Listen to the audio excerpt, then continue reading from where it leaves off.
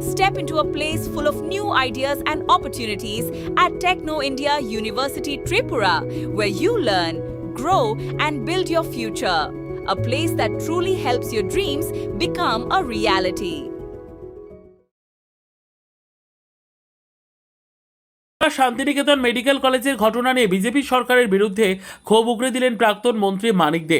আগরতলা মেলার মাঠ স্থিত ত্রিপুরা সিপিআইএম দলের রাজ্য কার্যালয়ে আয়োজিত এক গুরুত্বপূর্ণ সাংবাদিক সম্মেলনে বর্তমান বিজেপি শাসিত ত্রিপুরা সরকারের বিভিন্ন নীতির তীব্র সমালোচনা করলেন ত্রিপুরার প্রাক্তন মন্ত্রী তথা বর্ষিয়ান বাম নেতা মানিক দে।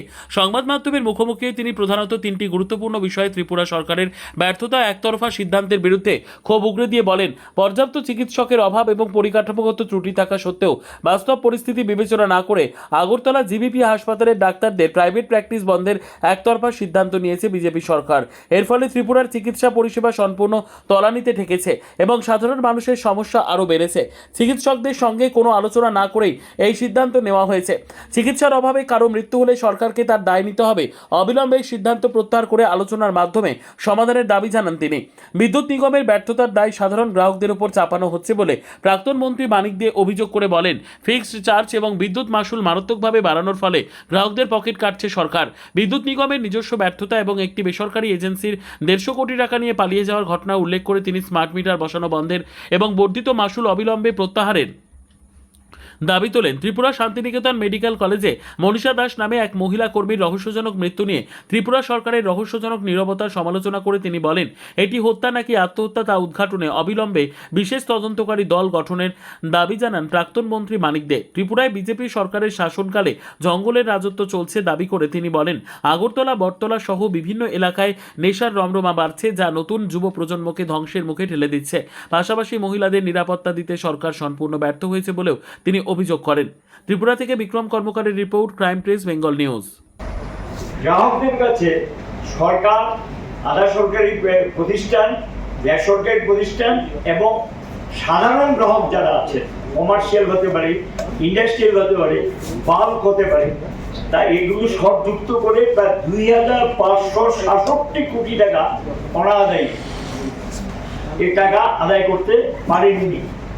এটা আদায় না করার দায় কেন সাধারণ গ্রাহক বহন করবে এবং নতুন করে সেখানে গিয়ে তারা তাদের যে লস সেটাকে কভার করার জন্য এভাবে দাম বাড়িয়ে দিয়েছেন। সঙ্গে গিয়ে এখন টোটালি এটাই এজেন্সি নির্ভর হয়ে গেছে। লক্ষ্য করছেন আপনারা, আগে যে সার্ভিসটা বিদ্যুৎ নিগমের ইঞ্জিনিয়ার কর্মচারীরা দিতেন, এখন বিভিন্ন এজেন্সি এনে এটাকে নিয়োগ করে দিয়েছে। এই যে এজেন্সিকে যে বাড়তি চার্জটা দিতে হচ্ছে, এটা কিন্তু গ্রাহকের বিদ্যুতের বিলের মধ্যে ঢুকছে। দাম বাড়ার এটা অন্যতম কারণ। আগে পরিষেবাটা ভালো ছিল, এজেন্সি আগে যেটা করছে এটার মধ্য দিয়ে, এবং আমরা দেখছি যে 5টা ডিভিশন যেটা তুলে দেওয়া হয়েছে, এটা এখানে নিগম থেকে বিদ্যুৎ নিয়ে বিক্রি করে প্রফিট করছে। নিগম থেকে যে বিদ্যুৎ নিচ্ছেন সেই বিদ্যুতের টাকা কিন্তু পরিশোধ করছেন না। একটা তো অলরেডি 150 কোটি টাকার উপর, যতটুকু জানি, এই টাকা না দিয়ে, টাকা তুলে গ্রাহক থেকে তুলে নিয়ে গেছেন না দিয়ে এ রাজ্য ছেড়ে চলে গেছে। তাদের বিরুদ্ধে কোনো আইনি ব্যবস্থা নিয়েছেন কিনা সেটা আমরা জানি না। এবং আরেকটা বিষয় লক্ষ্য করা যাচ্ছে যে প্রতিদিন প্রতি মাসে ধরতে পারেন একটা করে দুর্ঘটনা ঘটে। কত একেবারে পঙ্গু হয়ে যায়, কত মৃত্যু মুখে ঠেলে দিচ্ছে।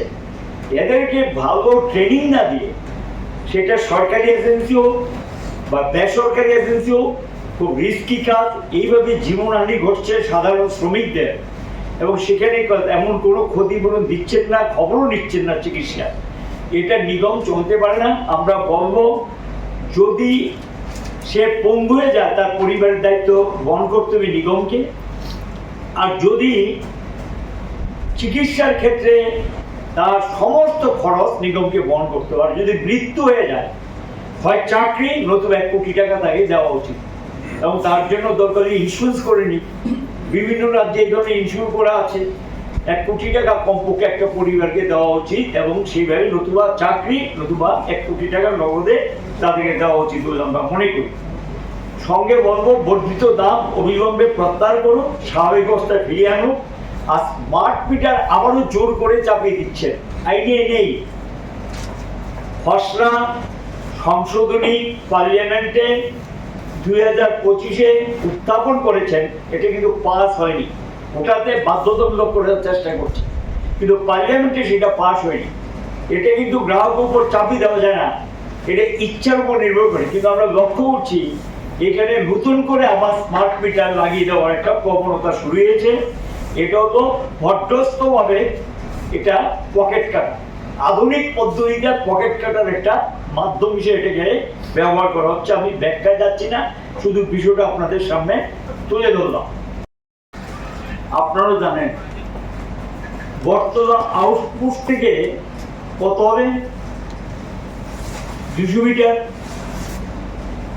এবং পুলিশ গেল, রাতের বেলা দেখলো, বাস ফিরে এসছে। পশ্চিম থানার দূরত্ব কত হবে? 1/2 কিলোমিটার হবে না। গেল, কোনো ব্যবস্থা নিলেন না। এসডিও অফিস, আমি যদি এরিয়া ডিস্টেন্স ধরি 150 থেকে 200 মিটার হবে ঘটনাস্থল থেকে, যেখান থেকে যে কোনো ঘটনা মোকাবিলা করার জন্য বিশেষ একটা ফোর্স থাকে, তাদেরকে নামানো হয়, ডুবুরি ইত্যাদি থাকে, সরঞ্জামও থাকে। কেউ রাতের বেলা কোনো ব্যবস্থা নেই। তবে নিশ্চিত একটা লোককে, শ্রমিক, সে ইনজুর্ড, আহত অবস্থায়, এবং তাকে মারধর করেছে, সে তখন গিয়ে নদীতে পড়ার পর তাকে উদ্ধার করা এই ব্যবস্থায় নেই। সরকার কি এই দায়িত্ব এড়াতে পারেন? এই মৃত্যুর জন্য সরকার দায়ী না? প্রশাসন দায়ী না? অস্বীকার করতে পারবেন? তারপরে গিয়ে লিখিতভাবে, এখানে সিসিটিভি ফুটেজ ইত্যাদি আছে, লিখিতভাবে যখন পরিবারের পক্ষ থেকে নাম দিয়ে অভিযোগ করা হয়েছে, তখন শুনলাম 1-2 জনকে ধরেছে। এখন কোর্ট করা রয়েছে কিনা সেটা বলতে পারবো না। লিখিতভাবে পরিবারের পক্ষ থেকে এটা খুব লিখিতভাবে সেই অভিযোগ দায়ের করা হয়েছে। কাজেই আইনের শাসন, আগরতলা শহরের উপর যদি একটা পার্কে এই ঘটনা ঘটে, আইনের শাসন কোথায় আছে? এরপর কি বলতে হবে? কথায় কথায় যে আইনের শাসনের কথা বলেন, লজ্জার কিছু আছে? এটা তো স্বামীদের লজ্জার ব্যাপার, যেটা ঘটবো এখানে শহরের বুকে, যেটা ঘটলো, এটাও একটা দৃষ্টান্ত আমি আপনাদের সামনে তুলে ধরলাম। নারী নির্যাতন এবং নাবালিকা ধর্ষণের বিরোধিতা সবসময় বামপন্থী সরকার করেছেন এবং তাদের পাশে গিয়ে দাঁড়িয়েছে, আন্দোলন করেছে। ইদানিং একটা পত্রিকা দেখা গেছে গুজরাটের নবীনপুর একজন নাবালিকা ধর্ষণের মামলায় প্রাক্তন মন্ত্রী রতন ভৌমিকের ছেলেকে, যার নাম নারায়ণ ভৌমিককে, জেল হেফাজতে নিয়েছে এবং আটক করেছে। সে বিষয়টা ব্রাহ্মণ সরকার বা আপনার দল কিভাবে দেখছে, সে বিষয়টা কতটুকু জানা না? ঠিক আমি জানি না, ঠিক আছে, আমার পক্ষে দেশ সম্পর্কে বলা কঠিন। এটা তো আমি ঠিক জানি না ঘটনা, আমি জানি না ঘটনাটা। চট করে আমার পক্ষে এটা নিয়ে কোনো মন্তব্য করা কঠিন। এটা সত্য বা কোনো বিষয় আমার পক্ষে মন্তব্য করা কঠিন, আমি জানি না। যতটুকু হয়েছে সেই বিষয়টা যদি সামনে আসে, আপনারা পদক্ষেপ আসুক, আসলে কি ব্যাপার না জেনে তো কিছু বলা যাবে না। আমি জানি না যে এটা চট করে বলবো কি করে। আজকে একটা পেপারে আমি একটু দেখেছি, আমি আসলে জিজ্ঞাসা করতে পারি, একটু আগে একটা পেপারে দেখেছি, এবং আমার পক্ষে তো চট করে মন্তব্য করা কঠিন, এটা ঠিক হবে না। আর এগুলি স্পর্শগত বিষয়, যে ঘটনার সব কিছু না জেনে একটা মন্তব্য করা তো ঠিক হবে না। ওকে। Step into a place full of new ideas and opportunities at Techno India University Tripura, where you learn, grow, and build your future. A place that truly helps your dreams become a reality.